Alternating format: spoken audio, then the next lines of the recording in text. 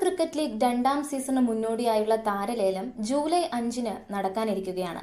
ആകെ 50 ലക്ഷം രൂപയാണ് ഓരോ ടീമിനും ലേലത്തിൽ ചെലവഴിക്കാനാവുക. IPL താരലേലം ഉൾപ്പെടെ നിയന്ത്രിച്ച ചാരു ശർമ്മയുടെ നേതൃത്വത്തിലായിരിക്കും ലേലം നടക്കുക. 3 വിഭാഗങ്ങളിലായി 170 താരങ്ങളെയാണ് ലേലത്തിനായി ഉൾപ്പെടുത്തിയിട്ടുള്ളത്.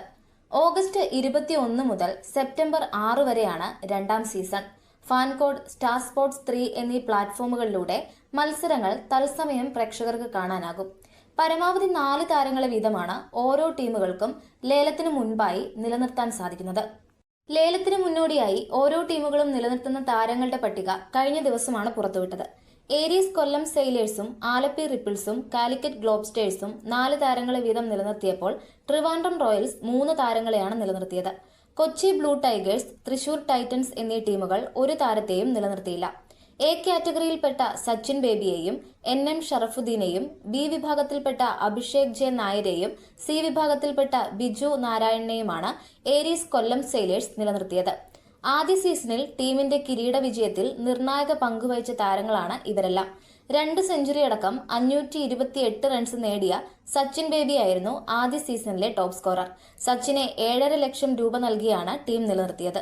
മറുവശത്ത് ബാറ്റുകൊണ്ടും പന്തുകൊണ്ടും തിളങ്ങിയ താരമായിരുന്നു ഷറഫുദ്ദീൻ. കഴിഞ്ഞ സീസണിൽ ഏറ്റവും കൂടുതൽ വിക്കറ്റുകൾ നേടിയ രണ്ടാമത്തെ താരമായ ഷറഫുദ്ദീനെ 5 ലക്ഷം രൂപയ്ക്കാണ് ടീം നിലനിർത്തിയത്.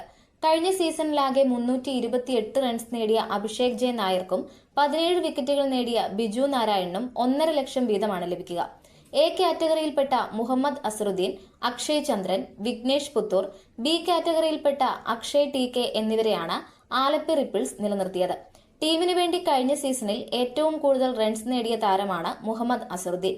4 അർദ്ധ സെഞ്ചുറികൾ അടക്കം 410 റൺസ് അടിച്ചുകൂട്ടിയ അസറുദ്ദീനെ 7.5 ലക്ഷം നൽകിയാണ് ടീം നിലനിർത്തിയത്. മുംബൈ ഇന്ത്യൻസിലൂടെ IPL-ൽ ശ്രദ്ധേയനായ വിഘ്നേഷ് പുത്തൂരിന് 3,75,000-ഉം ഓൾറൗണ്ടർമാരായ അക്ഷയ് ചന്ദ്രന് 5 ലക്ഷവും അക്ഷയ് TKയ്ക്ക് 1.5 ലക്ഷം വീതവുമാണ് ലഭിക്കുന്നത്.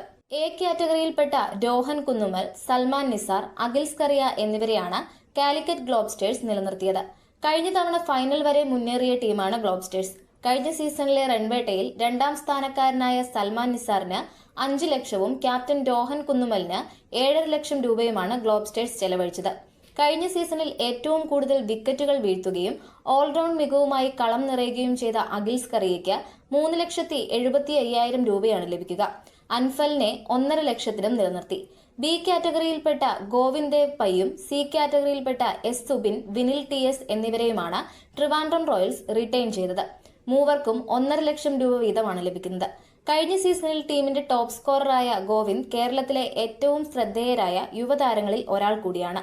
മറുവശത്ത് കൂറ്റനടികളിലൂടെ ശ്രദ്ധേയനായ താരമാണ് S സുബിൻ.